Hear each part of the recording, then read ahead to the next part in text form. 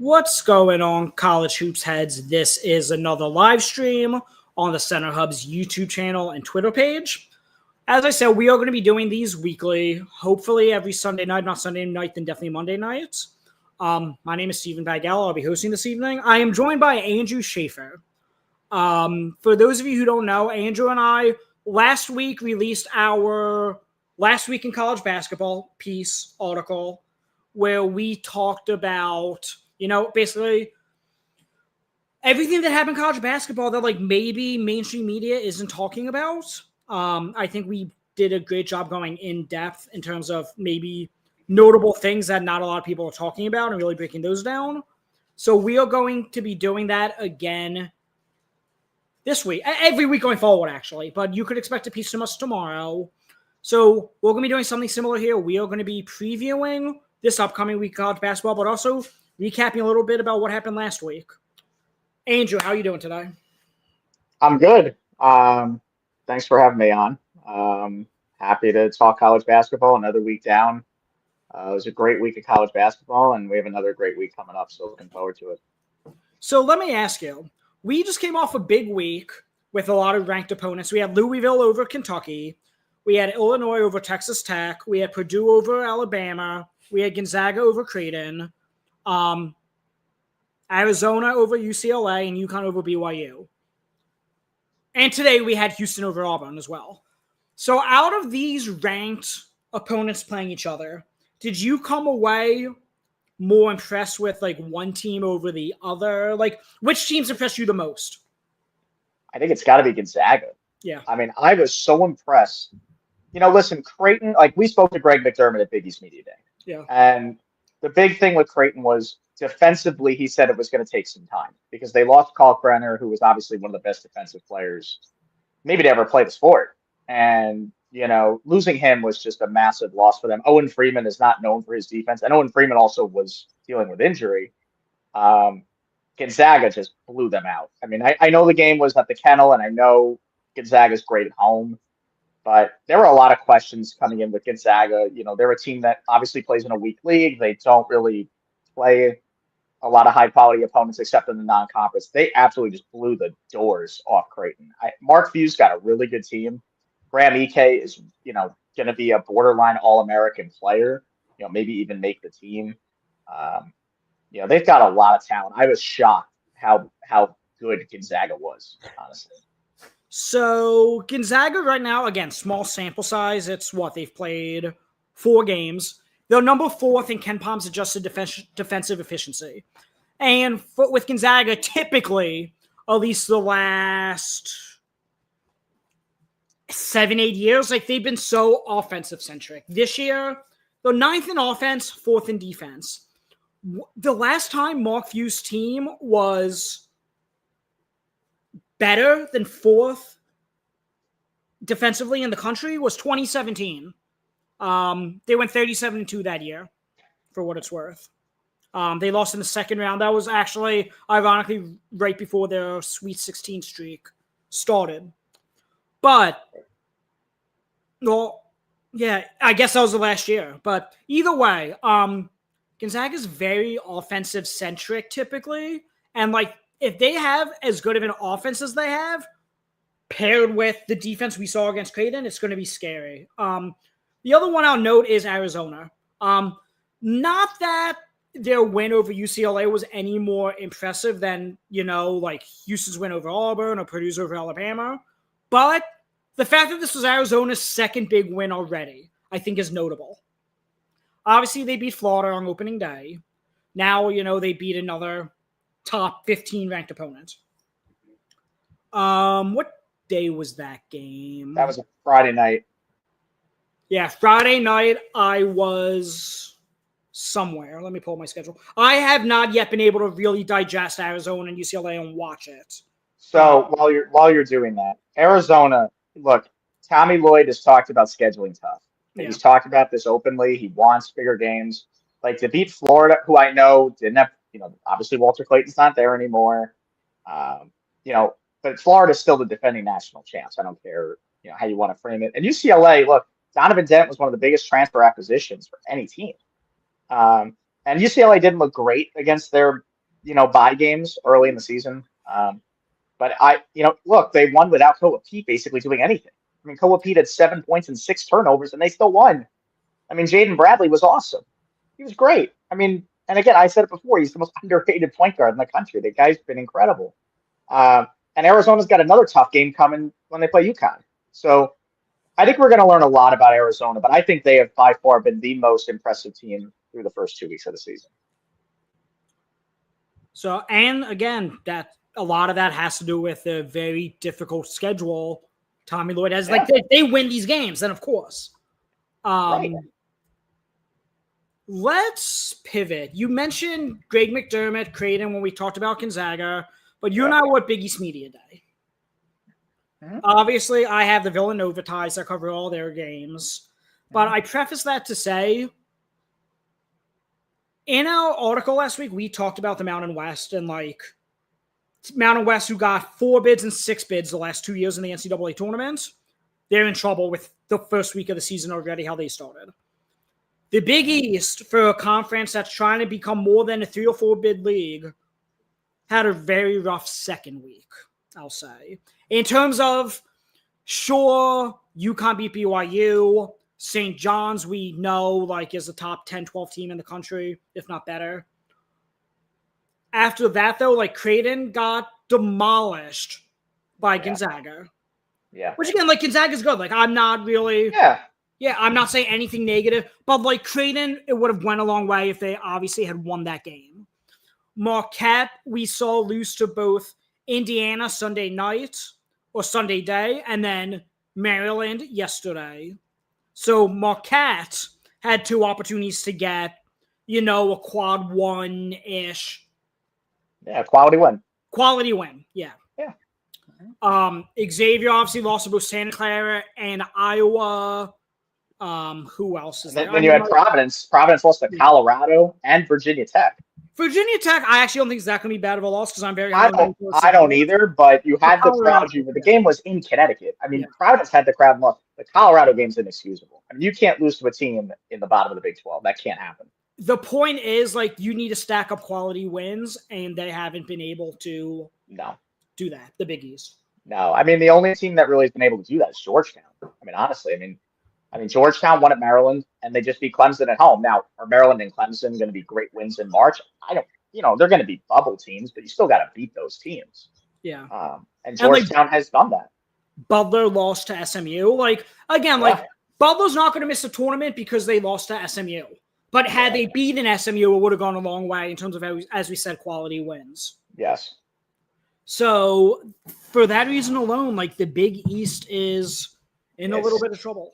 It's danger. I think you got to wait another 2 or 3 weeks, and we'll probably know more. But I would say I think you're pretty safe with UConn and St. John's. I think it's safe to say they'll be in the tournament. I tend to believe Creighton's going to turn it around.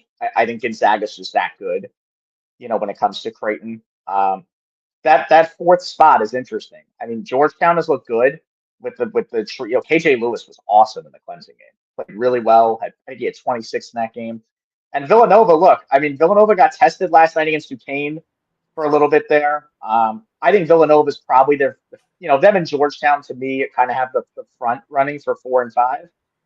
And then, Marquette, Shaka's been very stubborn with it's almost like a Dabo Sweeney thing where it's he's very anti-portal, and I just think it's going to come back to bite him. I've been saying this. I'm very curious if Marquette does struggle, what happens to Shaka? Because I think he's a great coach, but if you can't adjust, that's a huge problem. I don't care who you are. It's a big problem.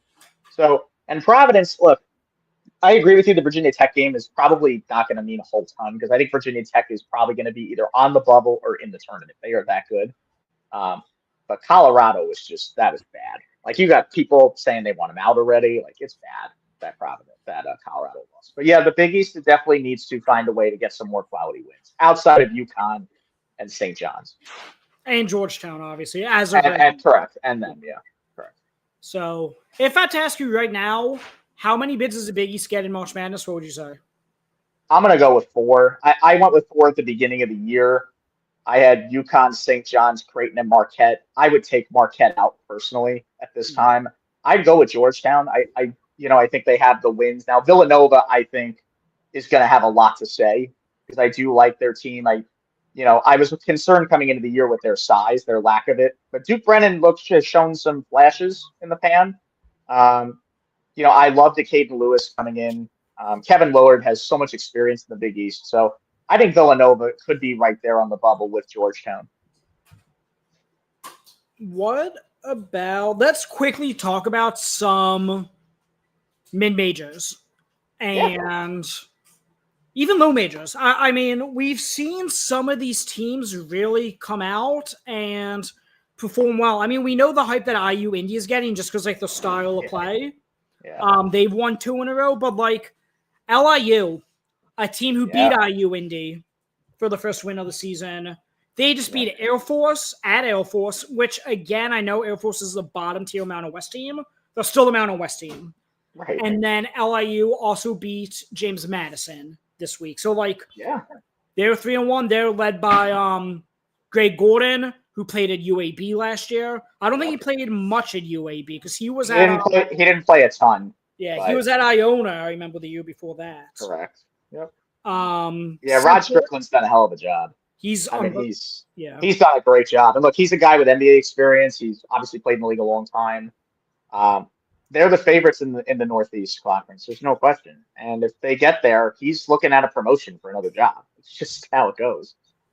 And there's Central Connecticut in that same conference who beat an ACC team. Again, I know it's Boston College, but either way, they're led by Melo Sanchez, who was at actually Hawaii Pacific, the team who beat Boise State in the season opener. And then he was a walk-on, or redshirt rather, at Arkansas last year for Calipari. Correct. Yeah. Yeah, no, the Northeast Conference, and I think Mercyhurst beat Loyola. Yeah. A couple weeks. Like that conference is putting together some nice wins, and that's a conference that historically is in the play-in game on Tuesday, in that 16 seed play-in game. But I think you got to give them credit. That league is finding ways to get some high quality wins for their league. Yeah, and then obviously we would be remiss if we didn't mention New Orleans, who's in the Southland, which has been dominated by McNeese the last couple of years. Now they have wins at TCU and at Tulane, and Tulane's a team that I was really high on coming into the year. I agree. I love what was done. Getting those 2 road wins is incredibly difficult for New Orleans. Yeah, and this is a program, too, that, was going through that gambling scandal that's been ongoing in the point shaving incident. Like, they had a lot of bad PR around them, and for them to get those 2 wins, I think is really good for their program. And, maybe they'll be a threat to McNeese in the Southland. And then, obviously, the OVC. We're going to talk more about it in our piece this week, and we have another article coming out later this week. But Jeremy Schulman and not only UT Martin in the OVC, but SIU Edwardsville as well. And this is a conference you wrote for the magazine. UT Martin has wins at UNLV and at Bradley. Those are 2 incredibly difficult places to play. And, like, they're playing at Florida State on Tuesday. We'll have to see how they go. And Edwardsville beat UTSA, and they beat Drake. Like, again, 2 programs that should handily be beaten at Edwardsville. Yeah, and they go to Wisconsin. I think it's tomorrow or Tuesday. I know this week they go to Wisconsin, which is a game, obviously, I'm not expecting them to pull off. I mean, you're playing a high-level Power 5 team. I'm curious to see how competitive they can make that game. And Brian Baroni's done a great job. I mean, last year they were in the NCAA tournament. When I spoke to him in the summer, I had asked him, because, making the tournament is one thing, but to do it back-to-back years, and they didn't win the regular season last year. They finished second. Southeast Missouri State won the regular season title. So I think the goal for them is, they want to win both. They want to win the regular season and the conference tournament in the same year, because I think that would do a lot for Brian Baroni and that program. And, for UT Martin, I mean, it's just been a hell of a run. I'm so stunned at how well Jeremy Schulman has done. And he's got matchup nightmares. Like, those European kids, they're so crafty. And, Florida State's a challenge because that's a team that loves to score, a team that's got a lot. Like, Robert McCray's been awesome for Florida State. I don't, again, no disrespect to Jeremy Schulman, I don't expect him to go into Tallahassee and win that game. But then again, I didn't expect him to beat UNLV or Bradley. So they keep proving us wrong. And I have a piece coming out early this week about their success and what they've done. And, he's a great guy, and I couldn't be happier for him and the Skyhawks. So then we have the WCC's dominance. Again, we already talked about Gonzaga, but like we also alluded to Santa Clara beating Xavier. Mm-hmm. And then St. Mary's is really good. Like St. Mary's is 4-0. They went from 55 to 24 in Ken Palm, and like they had 4 quality opponents. They beat St. Thomas, who's the favorite in the Summit. They beat Chattanooga, who I had as favorite in the SoCon. They beat Ohio, who's favorite in the MAC, and then they beat North Texas. Like that's 4 quality wins. No, the Gales are really good. And look, Randy Bennett is just a model of consistency. I mean, every year they're in the tournament. They have these great international bigs, and they just find ways to win games. I mean, to beat those teams comfortably. I mean, they weren't even close games, and they blew them out. I mean, I think St. Mary's looks like a top 25 team right now. Yeah. And, you mentioned Santa Clara. Like Herb Sendick has been there a while. He has a model of consistency with that program. Maybe they can make the WCC a 3-bid league this year, which hasn't happened in a while, but, maybe it could happen. San Francisco beat Bradley yesterday. I know Conrad Pasquale was there for us. San Francisco, I think, is a team that a lot of people thought was going to be 3rd. Now it looks like they're leaning towards 4th. And then obviously Gonzaga is going to lead the way. But I think this is a stronger league at the top than in years past. So. Yeah. I mean, definitely not a 1-bid. Like we talk about now the Mountain West is maybe a 2-bid league. I think there's a better shot West Coast Conference probably gets more than 2 bids than the Mountain West does, at least early on. I would say, at least based on the results so far, I would agree with you. The thing is, in those leagues, in order to get the at-large bids, you're going to have to take down the big guns. Yeah. So, like, you're going to have to beat Gonzaga and St. Mary's, and then in the Mountain West, you're going to have to beat San Diego State or potentially Utah State, who I think is probably the 2nd best team in the Mountain West this year. Those are probably the 2 teams. After that, the Mountain West is kind of a mixed bag, I think, to say the least. I mean, there's been tons of losses in that league, including New Mexico losing to New Mexico State the other night. So it's kind of been erratic. But yeah, I would say right now, if you're asking me, I would say it's 2 for each league at the moment. I think Santa Clara is knocking on the door, but I just need to see it a little bit more because, like, as good as people want to say the Xavier, when Xavier has not looked very good. Yeah. Xavier's not even top 100 in Ken Palmer right now. Which is embarrassing for a Power 5 program. So I'll very briefly touch on games I covered. I did Temple and LaSalle. I believe that was on Monday. Either way, I did Temple LaSalle. Yesterday, I did the Autumn Invitational on Broad, which was Syracuse versus Drexel, LaSalle versus Penn State. What I'll say is LaSalle's not good. Like, Temple killed them. Penn State killed them. Like, they were definitely bottom tier in the A10. Yeah, them and Fordham. Yeah. Penn State might be a little bit better than I actually anticipated going to the year. Like, I thought they were going to be one of the worst power conference teams there is, like, in the country. Again, it's tough to measure them when they play a game against LaSalle, like, as a measuring stick. But they have 8 freshmen, but, like, that's a little misleading given a lot of them have international playing experience. And then Syracuse, I think Syracuse is good. And, like, Andrew, I know you're an alum. Yeah. I just never knew how much I bought into what Red Autry was going to be as a coach. But, like, in terms of talent, Kine Anthony is awesome. Oh, he's great. Donnie Freeman has taken a huge step. Yeah. And the guard play, like, J.J. Stalling didn't even play yesterday, but, like, Nathan George, Nate Kings, I don't remember playing much yesterday. Yeah, he's been kind of struggling a little bit. I like Tyler Betsy, the kid from Cincinnati, who they got. William Kyle was great yesterday. He's been great. I mean, the thing Syracuse lacked last year was a center that actually could defend, because Eddie Lampkin was not a defensive guy. William Kyle's been great. I mean, I think the thing that's good for Syracuse is they're without their best player, and they're still finding ways to win. Now, I know it's against, again, Drexel, Binghamton, and Delaware State, but last year Syracuse could barely beat Lemoyne, Colgate, Youngstown State, Cornell. I mean, they struggled. Now we're seeing the old Syracuse, which is, okay, you play these low mid-major teams, and Drexel, you blow them out.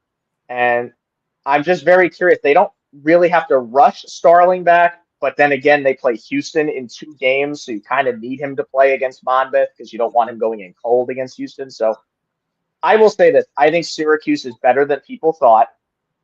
I think offensively, they have a lot of talent in that room. It's a tournament caliber team. But the question is going to be against higher level teams. How do they handle it? Because I know they can do it against the lower teams, and that's great. But I need to see if they get Houston, Kansas. They have another Vegas game, so they have 3 games in the Players' Hour, and then they get Tennessee.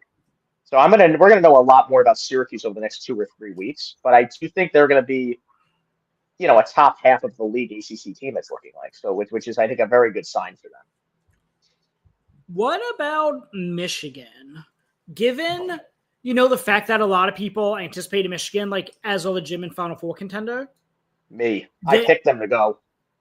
Yeah, I had them ranked somewhere on the top 10 in terms of preseason rankings, but they beat the crap out of Oakland in the season opener, win by 43. After that, Tuesday, they needed OT to handle Wake Forest, who is not, your mom and pop's Wake Forest team in the last couple of years. And then they beat TCU by 4. Again, they're undefeated, they're 3-0. They won at TCU, so that does mean something. But TCU just lost to New Orleans at home. And they're not a good power conference team this year. So, does the fact that Michigan won by a combined 5 points to Wake Forest and TCU concern you? Yeah, of course it's concerning. I mean, TCU, like you said, they just lost to New Orleans, and they almost lost to Lamar. So, I'm definitely concerned. I know there's been a lot of discussion in our TCH group chat about the use of Yaxel Endeboard, and whether Dusty May is using him properly or not. Dusty May is one of the best coaches in America. I fully trust that he'll figure it out. My concern with Michigan has been the last 2 games against Wake and TCU, they've combined for 39 turnovers. That can't happen. When you have 39 turnovers in 2 games, that is not good. And Elliot Cadeau, has not, he played great in the exhibition game against St. John's.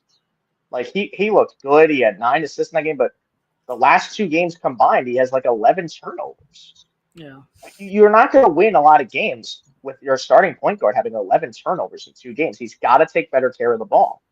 And I think for Michigan to really get where they want to get to, Elliot Cadeau has to cut down on the turnovers, and Yaxel Lendeborg has to become that alpha, that go-to guy, which I know people are saying, well, maybe he's not that guy. I think he is. I think he's that good. He's a top 15, 20 player in the country when everything is going right for him. But he's got to be aggressive more. I think he's got to do some more for them. But 39 turnovers is bad, no matter how you slice it. Yeah. Okay, so then let's preview this upcoming week. Sure. I'm just going to go by day. I'm going to start with Monday. Not the best slate in terms of games, but there's still some quality games. The main one is VCU at NC State.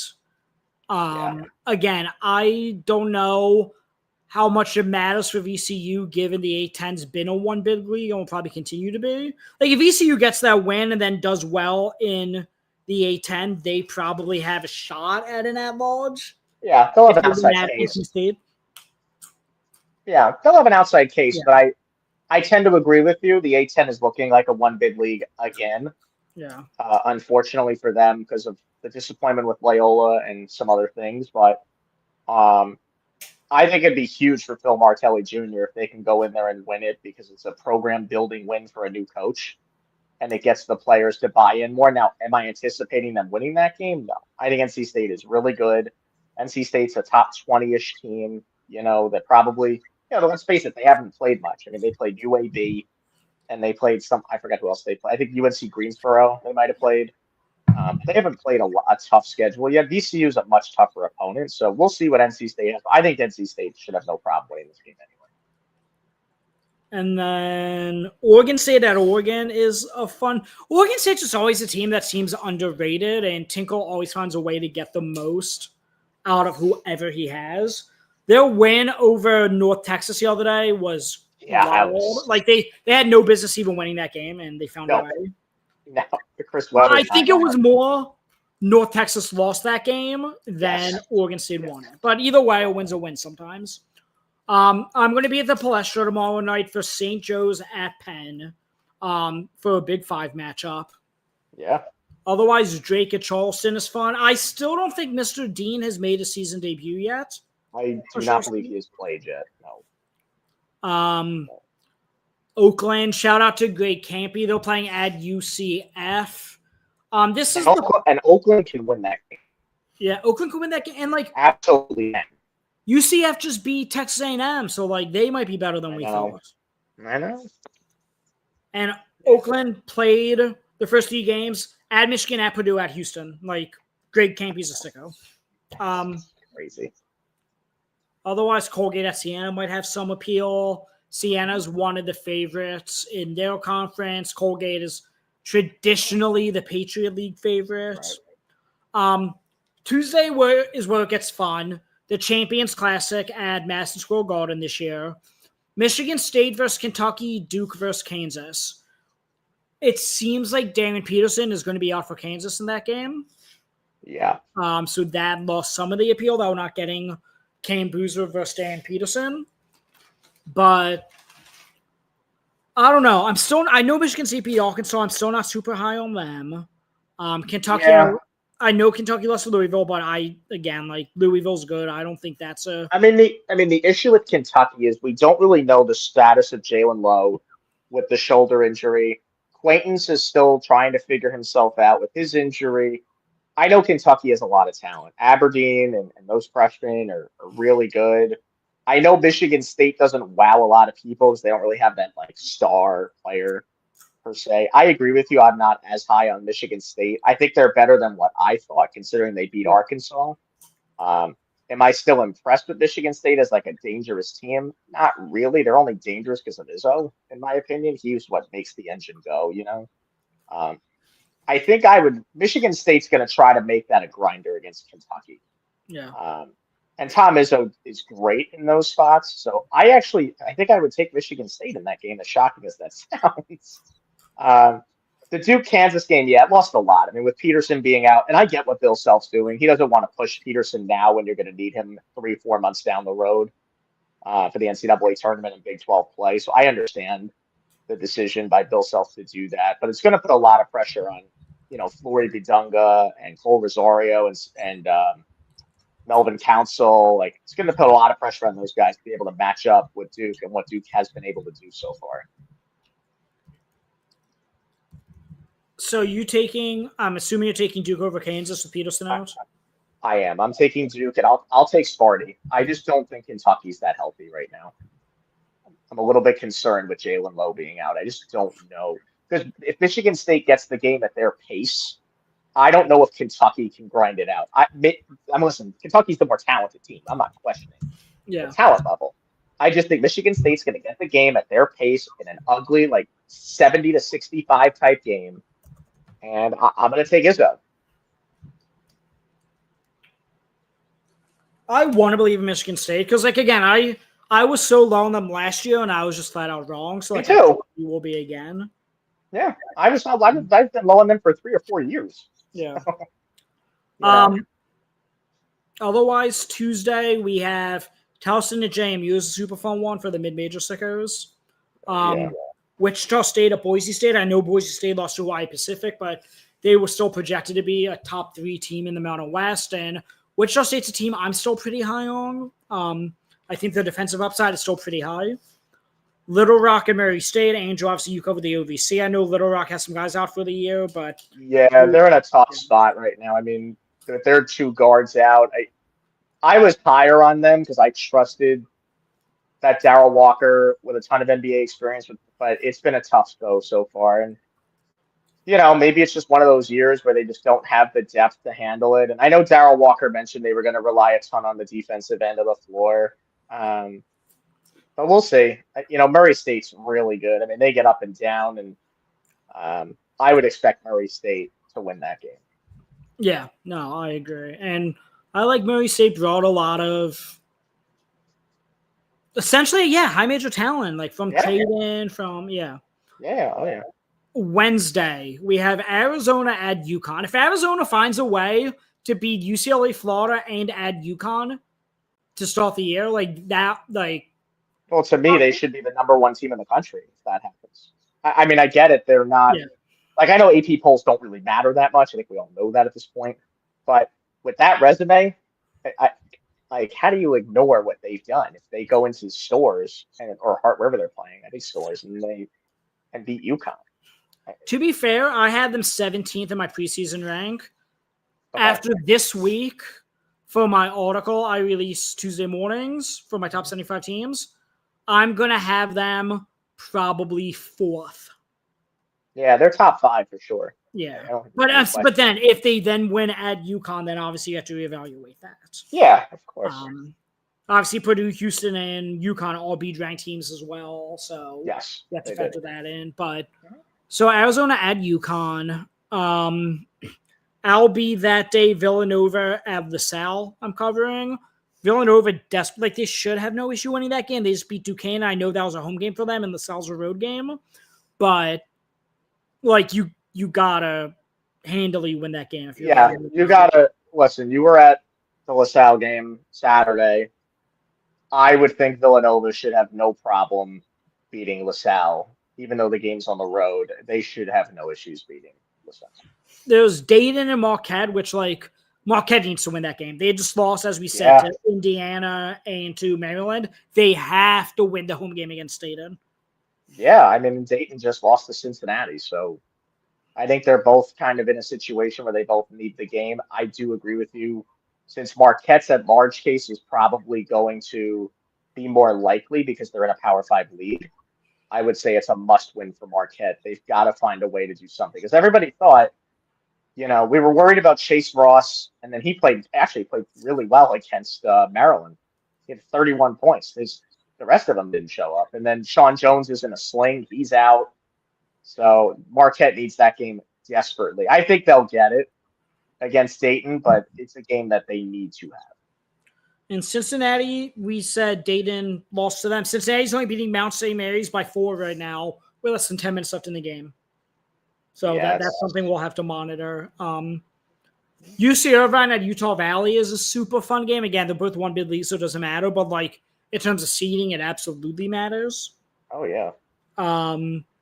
Alabama versus Illinois in Chicago.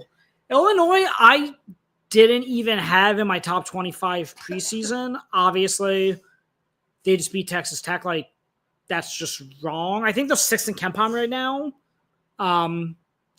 Illinois, if they beat Arizona, and that's, not Arizona, Alabama, that's basically a home game for them in Chicago. So, yeah, I mean, Alabama's got to find a way to bounce back after that loss to Purdue. Illinois had a nice win over Texas Tech, so it should be a good game. I'm expecting a high up and down game, a lot of offense. Nate Oates' concern was his guards were not able to rebound against Purdue.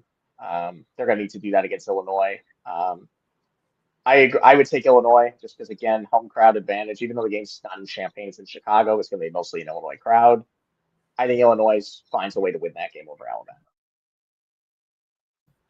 I'd be more concerned for Alabama if they didn't beat St. John's, but like they already have that one quality win. Then right. Purdue was ranked number 2 in the country, and was that was a home game for Alabama, wasn't it? Purdue, correct. Yeah.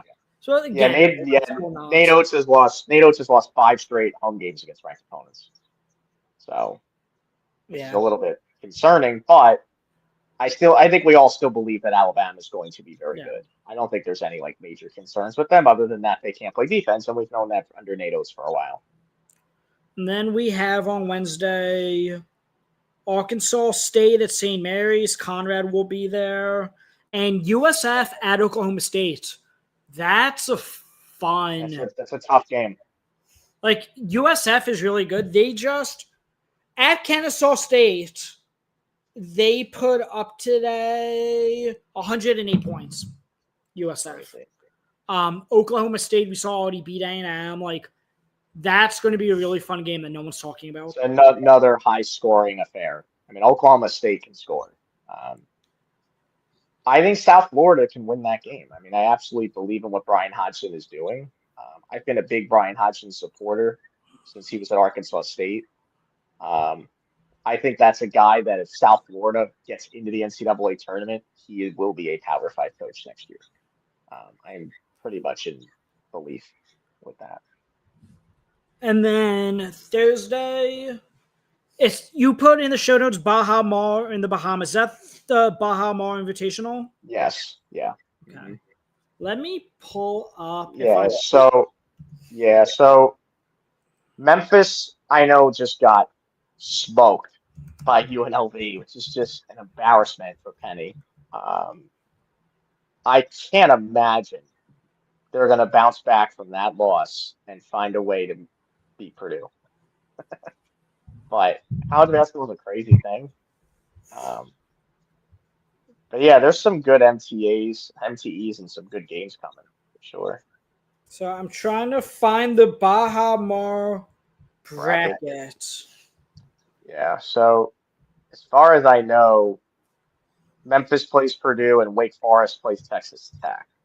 Um, Wake Forest, I think, is a team that I think is better than what we thought in the ACC. I mean, they took Michigan to the wire, even though Michigan had 20 or 17 turnovers in that game. They still Wake Forest should have won that game. No matter how you want to cut it, they should have won. Um, Texas Tech, JT Toppin looked great against Illinois. Christian Anderson's really good.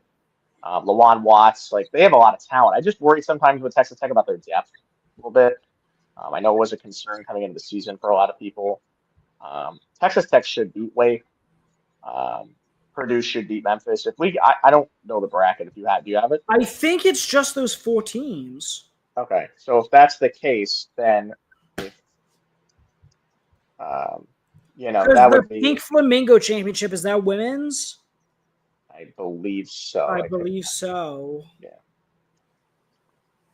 Okay, yeah, so then it's just those 4 teams. right.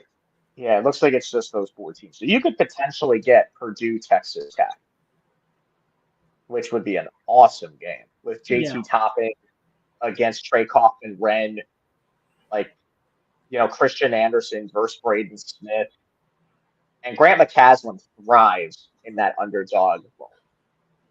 So that would be great. And Wake Forest Memphis really isn't a bad game by any stretch. Uh, it's just obviously doesn't have as much juice because it's 2 unranked teams. But yeah, Baja Bar is usually more than 4, I thought, but I guess it's only 4 this year because everyone's playing in the Players era.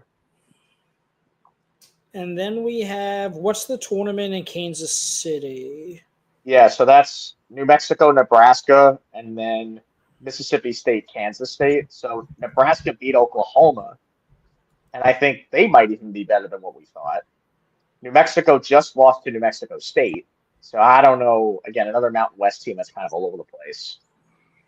Mississippi State took the tough loss to Iowa State, which I don't think anyone was surprised by that. Um, I do know that I think they barely beat Southeastern Louisiana yesterday by like 7 or 8 points. So, and then Kansas State beat Cal the other night. But we know Kansas State with PJ Haggerty and so it's an interesting event. I mean, you have 3 teams: Kansas State, Mississippi State, Nebraska, that could all be bubble teams. And New Mexico's kind of that that Eric Olin's there, new coach. They're trying to figure some things out. So, so we'll see. But it's another MTE, and Kansas State clearly is going to have the crowd because the game's in Kansas State. And then obviously Pitt versus UCF, that's at Daytona Beach. That's the Legends Classic, which is traditionally in Brooklyn, actually, ran by the Gazelle Group. It's in Daytona Beach this year. Then St. Joe's had UNLV. Lost a lot of luster after UNLV's tough start to the year. I know they just beat Memphis today, but yeah. Friday, Virginia and Northwestern, and then South Carolina versus Butler, both in West Virginia. Virginia should win that. I mean, like, Northwestern was good, don't get me wrong. Like, they're a bubble team, but Virginia, like, again, I have them ranked in my top 25. So no, Virginia's But Virginia is a team that a lot of people, I think, thought was the sleeper in the ACC. Ryan Odom's got a really good team with Malik Thomas. Tyster Ritter's looked really good. The freshman big Grunlow has looked good as well. Butler was pretty competitive against SMU. I think a lot of people didn't think that was going to happen. I still think Virginia is the team to beat in that tournament there. And I think Virginia needs to find a way to win those games. Yeah. Especially like we talked about like NC State earlier, like needing to beat Dayton. It's just going to help the ACC go a long way. Yeah. Charleston has some fun matchups. Utah State versus Tulane. Utah State has to win that one, obviously. For the Mountain West. West Virginia at Clemson. Clemson probably needs it more than West Virginia does just because they already lost to Georgetown. So, like, I would agree. I would agree. Remember, West Virginia just beat Pitt, just blew them out. Yeah. Clemson needs, again, when you're an at-large team in these Power 5 leagues, you need to beat Power 5 opponents on your non-conference schedule. So Clemson needs to win this game. I think Clemson needs it more than West Virginia. Yeah. In my opinion. So I will take Clemson to bounce back and beat West Virginia in that game. And then we have Georgia versus Xavier. Georgia needs that one. Georgia's been awesome this year so far. They're up to like 34 and KenPom because they're just blowing out their opponents. But like their opponents, they should be blowing out, so good for them. Mm-hmm. Friday, I'll be at the DAC for Penn at Drexel. Otherwise, Wisconsin versus BYU is a very good matchup between two top 25 teams. That's in Salt Lake City, so it's basically a de facto home game for BYU.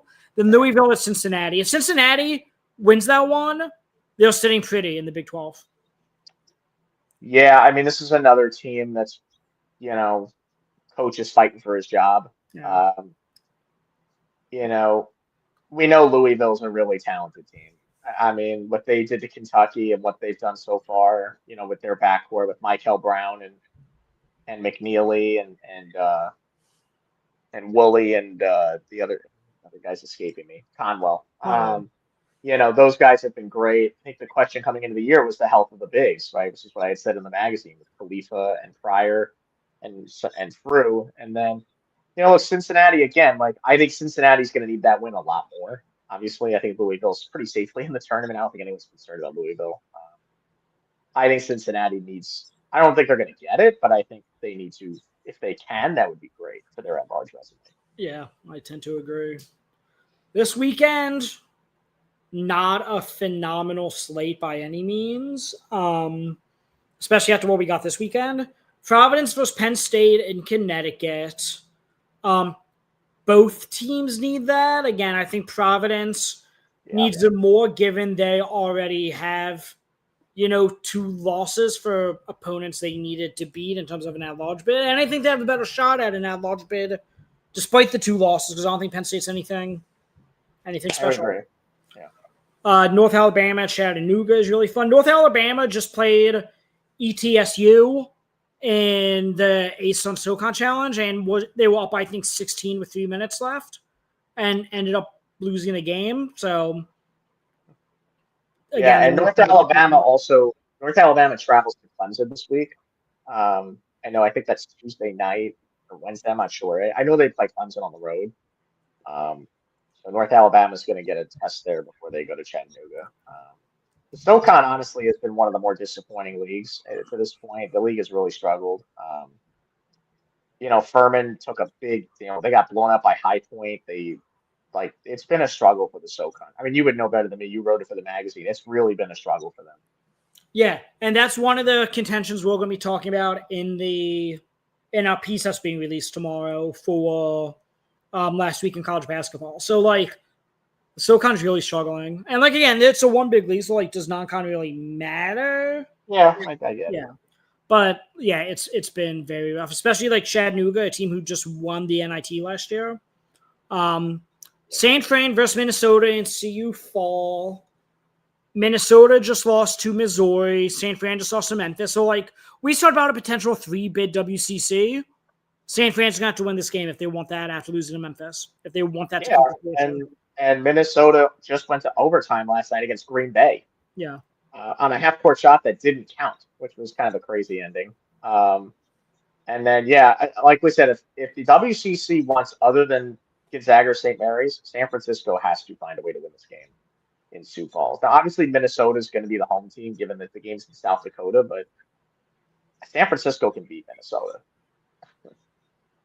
Minnesota is a bottom-feeding Big Ten school that Nico Medved needs time to rebuild for sure. But I think San Francisco has a legitimate chance to win this game. So then we have Northern Iowa at UC Irvine. Is another fun Saturday game. Sunday, again, like the schedule's pretty rough. You have Virginia versus Butler. Again, that West Virginia tournament. Virginia versus Butler. South Carolina versus Northwestern. Virginia and Northwestern should win both those games. It wouldn't shock me if South Carolina beat Northwestern. Right. But Northwestern's going to be the better team. Then you have McNeese versus GW in the Cayman Islands. Yeah, that mid-major game should be good. Yeah. McNeese is a team that I think, after Will Wade left, I think people were wondering if McNeese would stay up there. And then, I think the hiring of Bill Armstrong, is that who they hired? Has been really good. Yeah, was a great hire. And GW, look, a lot of people were high on GW this year. I think Chris Caputo just got a contract extension from them. And, he's got a lot of talent there. And, people were talking about Dayton and VCU and St. Louis, but like GW was kind of that sleeper team. Now with Loyola kind of out of the picture in the short term, I think it does open the door for GW to kind of take a stride here. McNeese would go. I mean, look, I think GW's got to win this game if they want any, sense of an at-large case. I'm not saying they're going to get one, but McNeese is in the Southland. I know McNeese is better, than most typical Southland teams, but GW, I think, needs to find a way to win this game. And GW already has a win against USF, and like we just talked about how good USF potentially could be. So like that does matter. It does. Yeah. The problem for them is they're in the A10. That's the problem. They're not in a Power 5 league, and the A10 is strong. I mean, just look like you said, like LaSalle has struggled, Fordham has struggled, Loyola has been maybe the most disappointing team in the country. I mean, outside of Navy Xavier, but it's been a struggle for Loyola. Dayton had an opportunity, lost to Cincinnati. So I think, every year we go in hoping that these mid-major leagues can become multi-bid leagues, and every year it just hasn't happened. Yeah, even the Mountain West, as I said, got 10 bids the last 2 years combined.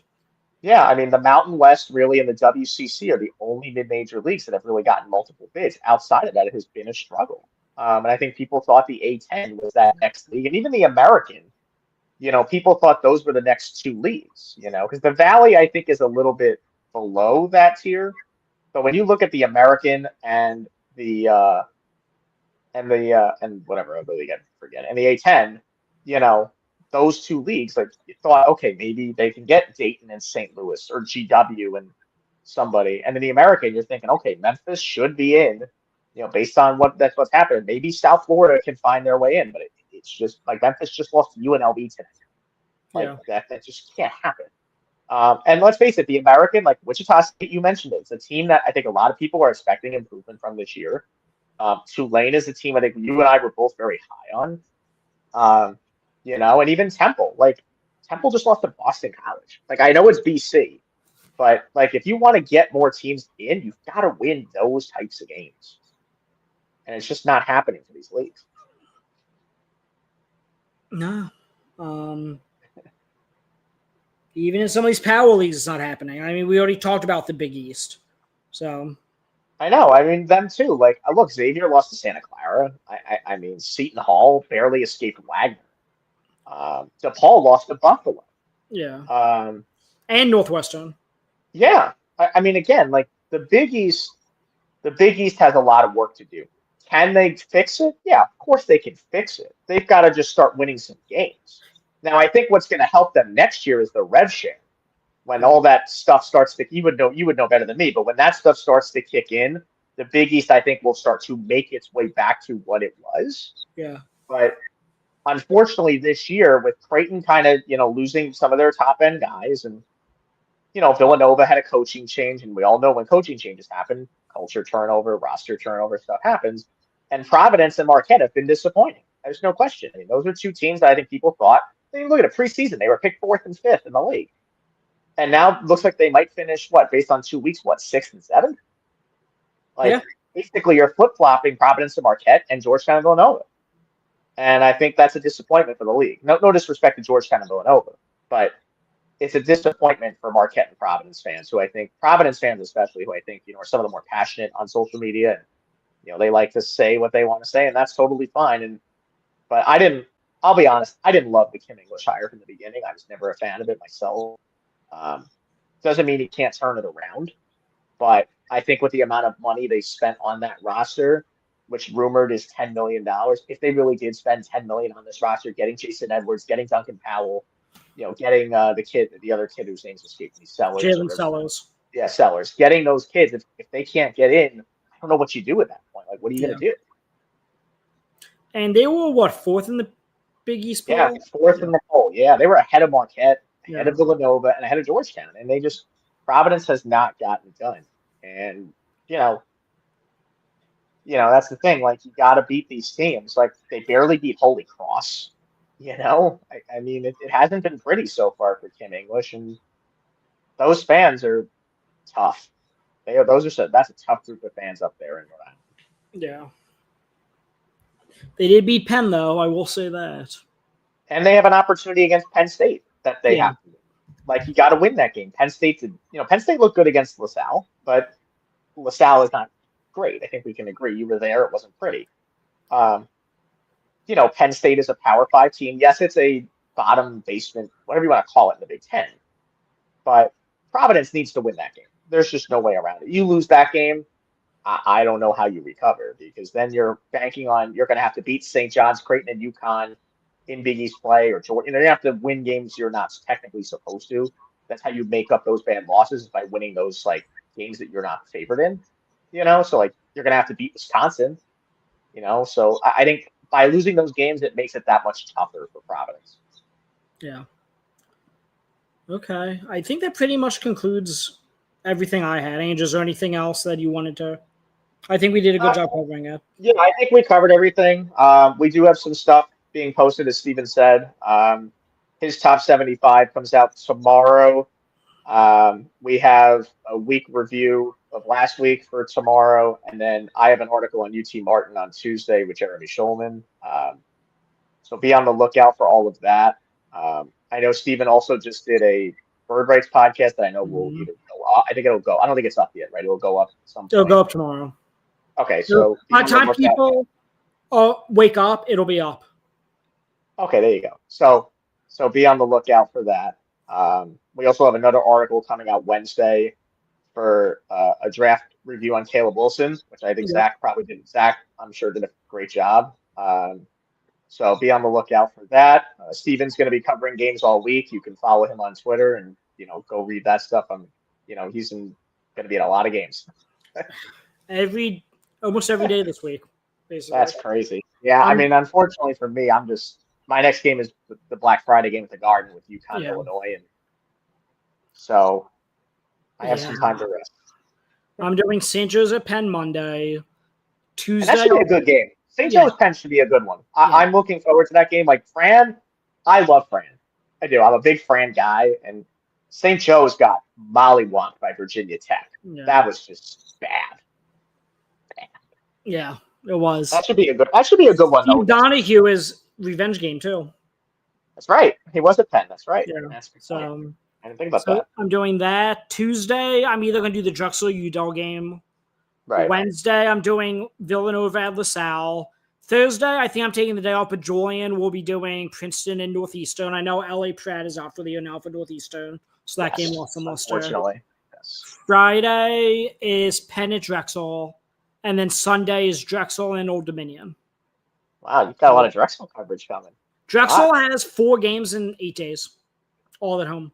And they did not look good against Syracuse. No. It was just... They looked good in the first half. They out-rebounded Syracuse 19-9 in the first half. Then they did have, I think, 11 first half turnovers, and the wheels just fell off in the second half. Yeah, they were at one point, I think they said on the broadcast they were 2 for 19 at one point in the second half. Yeah. It was a rough showing. And look, like Drexel is not a team that was picked to be high in the CAA. I think they were preseason picked like 10th or something in the league. I thought Drexel was going to give Syracuse more of a fight, to be honest with you. And that it isn't a knock on Drexel; it's more a knock on Syracuse. I didn't believe, like you said, in what Red Autry is selling, but I was disappointed with Drexel. I expect Drexel to bounce back in their next game. Whenever they're playing. They're going to have to because, I mean, they actually held their own in the first half. They did, Syracuse, but 100%. Yeah, as I said, wheels completely fell apart after that. Yeah, it's bad. So, okay. Otherwise, we appreciate everyone for taking the time to watch. Again, it's not too late to go purchase College Basketball Season Preview Magazine. I know I keep saying Season Preview Magazine, but you'll still learn something. I mean, whoever your favorite team is playing in the non-conference, I guarantee you don't know everything about that team. So go check it out. It's $8. It is in the pinned tweet on our Twitter bio. Go purchase it. And otherwise, myself, Andrew, we will talk to you guys next week. Thanks for listening.